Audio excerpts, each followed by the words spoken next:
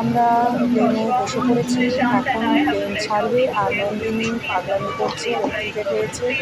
আর আমাদের প্লেন ছাড়বে 2:40-এ আর আমরা প্রায় 5:30টার মধ্যে ল্যান্ড করব।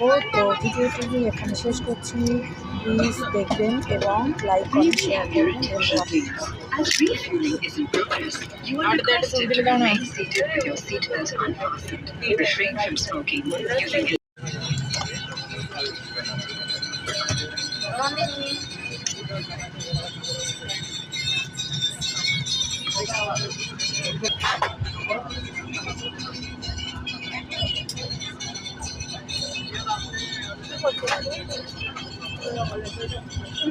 চোখ দিয়ে খাবারটা দেখছে কি কি খাবার পাওয়া যায়।